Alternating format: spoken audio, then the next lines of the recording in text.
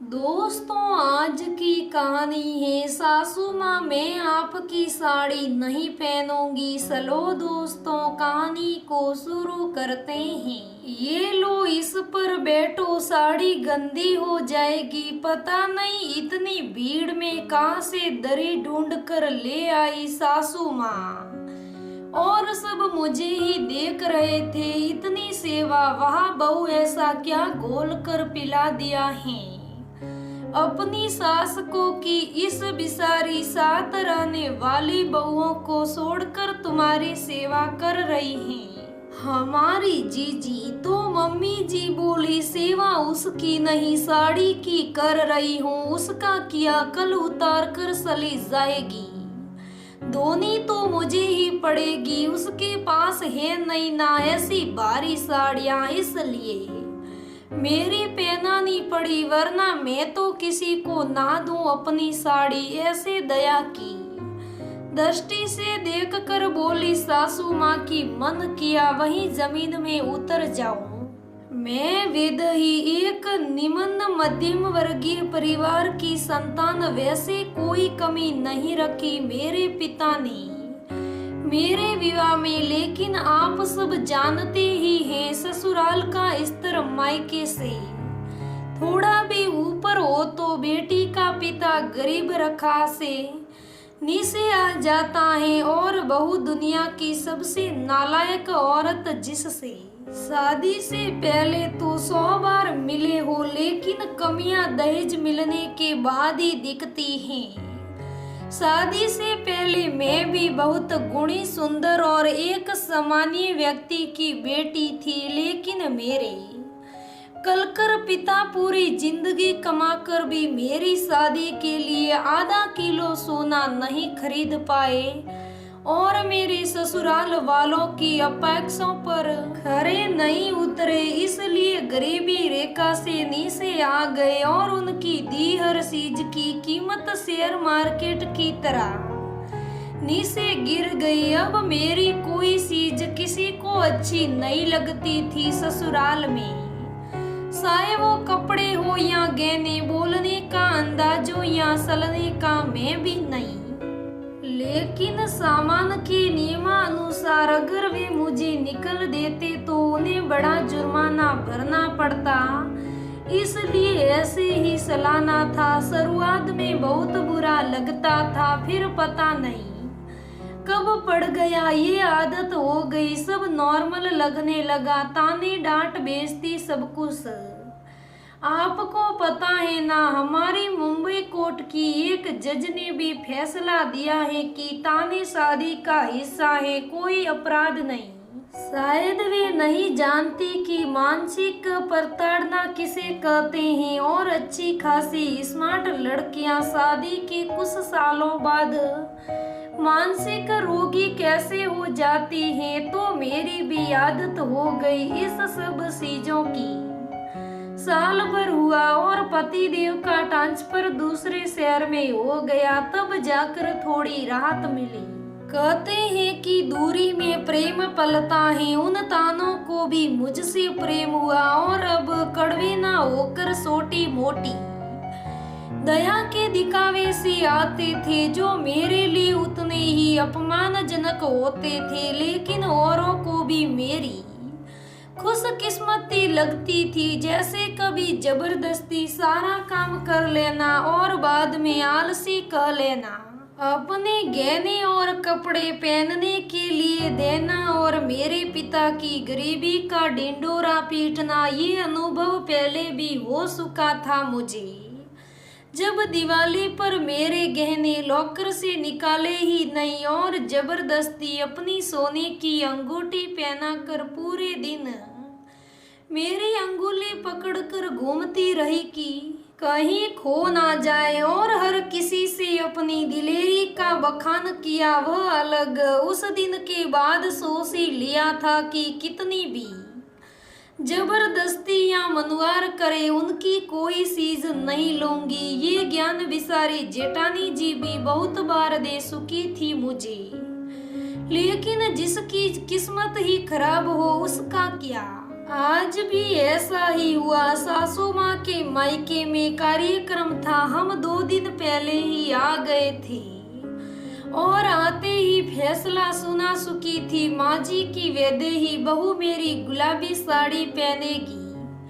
बिल्कुल मन नहीं था, इसलिए साफ मना कर दिया। ज्यादा कहने पर मैचिंग ब्लाउज नहीं होने का बहाना किया। अपनी 4-5 साड़ियां पति देव को पहनाकर भी दिखाई। उस समय तो उन्होंने भी हर साड़ी की तारीफ कर मेरी बात मानी, लेकिन अपनी मम्मी के सामने जाते ही रंग बदल दिया और बिगड़ने लगे कि इतना प्यार करती है मेरी मम्मी, लेकिन तुम्हें कोई कद्र नहीं है, कोई कच्ची खिचड़ी तो है नहीं सासू माँ। इसलिए इतने प्यार से आग्रह पूर्वक बोल रही थी कि मेरा भी मन पिघल गया। किसी तरह मिक्स एंड मैच करके पहनी ली साड़ी, लेकिन जब उधर पहुंचे मैं आगे आगे दुल्हन का गाउन संभालती, ब्राइड जजमेंट की तरह मेरा वो पल्लू पकड़े पीछे पीछे। सच्ची में इतनी शर्म कभी नहीं आई। वो तो अच्छा हुआ पति देव ने ऐसा करते देख डांट दिया, लेकिन उन्होंने भी तब छोड़ा जब मेरा फैशनेबल सिंगल पल्लू सिकुड़ कर पिन अप हो गया। नहीं नहीं से पेटी पिन नहीं लगाई, काले रंग की पेपर बाइटिंग पिन रखती हैं वे अपने पर्स में।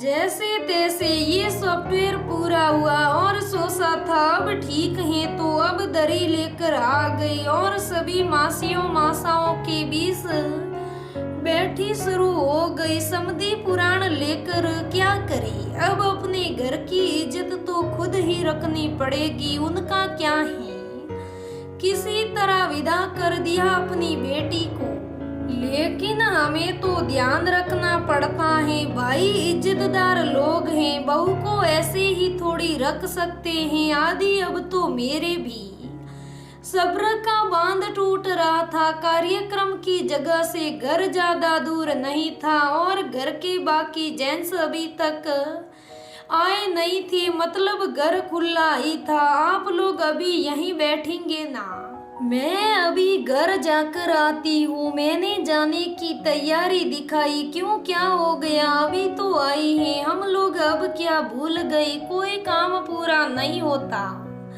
आजकल की लड़कियों से जल्लाते हुए बोली सासू माँ जी, कुछ याद आ गया, अभी आती हूँ कहकर सल्दी में और जल्दी से घर जाकर अपनी साड़ी पहनी और सासू माँ की साड़ी पॉलीथीन में पैक करके साथ ले ली। वापस पहुंची तो सभी महिलाएं वहीं बैठी थी और मुझे ऐसे देखने लगी जैसे पता नहीं क्या देख लिया हो।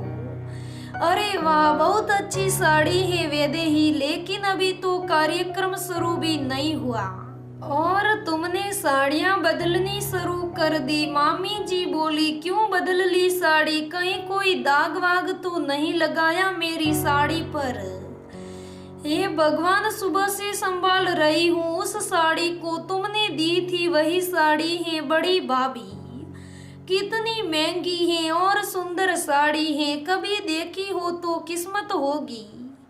आज तक तूने महंगी चीजें कहाँ देखी हैं, अब बताओ भी क्या हुआ। तुमने मेरी साड़ी के साथ लापरवाह जगह और जरूरत देखे बगैर ही सिलाने लगी सासू माँ। आज तो मुझे भी अच्छा लग रहा था उनका बोलना। मेरे पास जवाब जो था सब महिलाएं दया और हिकारत की मिली जुली नजर से मेरे सामने ही देख रही थी कि मैं क्या कहूँगी या मैंने क्या किया होगा, क्या करती। हाथ में पॉलीथीन थी, उसमें पैक की हुई साड़ी पकड़ा दी और बोल दिया कि साड़ी को कुछ नहीं हुआ है, ये लीजिए आपकी साड़ी, मुझे नहीं पहननी, मेरी वजह से आप परेशान हो रही हो सासू माँ। साड़ी के चक्कर में कार्यक्रम का मजा भी नहीं ले पा रही है, विनम्रता पूर्वक कह दिया। मैंने ऐसी ही चिंता थी तो कहना था अपने पापा से।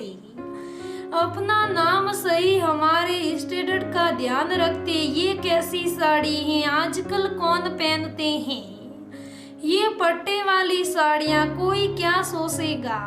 घर और बाहर में कोई अंतर नहीं रखा उन्होंने, इसे कांजीवरम कहते हैं मम्मी जी। अगर कीमत देखने जाओ तो इस एक की कीमत में आपके जैसी 4 सलाम सितारे वाली साड़ियाँ आ सकती हैं, लेकिन क्या फायदा, आपका स्टैंडर्ड तो वो कुमंद और सलामत सितारे ही हैं। कोई बात नहीं, आपकी मर्जी, लेकिन मेरे लिए वही सही है जो मेरे पापा ने दिया है। उन्होंने जितना और जो दिया है मेरा सम्मान उसी में है। वैसे भी आपकी दी हुई साड़ी पहनकर कौन सा मेरा या उतना मान बढ़ गया था। बेइज्जती तो आप तब भी करवा रही थी और अब भी कर रही हैं, इसलिए रहने दीजिए। सलिए अंदर बुला रहे हैं। अंदर से किसी की आवाज सुनकर अंदर की ओर बढ़ सली में, और पीछे पता नहीं कितना स्टैंडर्ड और मेरे मेनेंट करना पड़ा सासू माँ को। तो दोस्तों, अपनी बहू के साथ कभी भी ऐसा नहीं करना चाहिए। दोस्तों, ये कहानी कैसी लगी मुझे कमेंट करके जरूर बताइएगा। धन्यवाद दोस्तों, फिर मिलेंगे अगली कहानी में।